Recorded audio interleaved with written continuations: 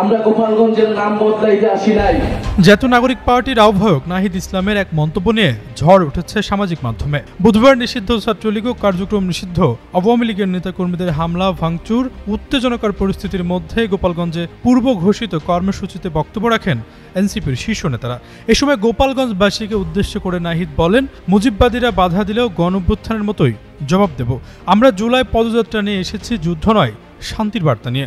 মন্তব্য করেন, আমরা গোপালগঞ্জের নাম বদলাতে আসিনি, আমরা গোপালগঞ্জের নাম বদলাইতে আসি নাই। নাহিদের এমন মন্তব্যে চটেছেন বিএনপি তৃণমূল থেকে শীর্ষ পর্যায়ের নেতারা। ছাত্রদলের সাবেক সভাপতি ও কেন্দ্রীয় নেতা আব্দুল কাদের জুয়েল ভুইয়া আসিফ সৈকত নামের এক অনলাইন অ্যাক্টিভিস্টের উদ্ধৃতি দিয়ে নিজের ফেসবুক ওয়ালে লেখেন, এনসিপি নেতা নাহিদ বেগম খালেদা জিয়ার উক্তিকে ট্রল করে বলেছে, আমরা গোপালগঞ্জের নাম বদলাতে আসিনি। নাহিদ খুব ভালো করে জানে কোন প্রসঙ্গে বেগম জিয়া চরম ক্ষুণ্ণ হয়ে বলেছিলেন গোপালগঞ্জ জেলার নামই বদলে দেওয়া হবে, গোপালগঞ্জ জেলার নামই বদলে যাবে, বুঝছেন? তিনি লেখেন, দুদিন আগে এনসিপির নেতাকর্মীরা খালেদা জিয়ার শাড়ি ভাগ করেছে, তারেক রহমানের বিড়ালকে ভাগাভাগি করে নিয়েছে, 1 2 3 4 বলে জঘন্য কুৎসিত স্লোগান দিয়েছে।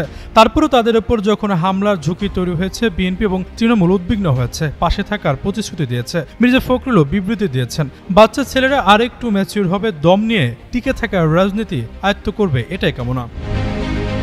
এদিকে গোপালগঞ্জে এনসিপি সমাবেশকে কেন্দ্র করে দফায় দফায় চলা সংঘর্ষে 4 জনের প্রাণহানি হয়েছে। সাংবাদিক, পুলিশ ও সেনাবাহিনী সহ আহত হয়েছেন অনেকেই। পরিস্থিতি নিয়ন্ত্রণে আনতে বুধবার বিকেলে 144 ধারা জারি করে প্রশাসন, তাতেও কাজ না হয় রাত থেকে কারফিউ জারি করা হয়। এই মুহূর্তে গোপালগঞ্জে থমথমে অবস্থা বিরাজ করছে।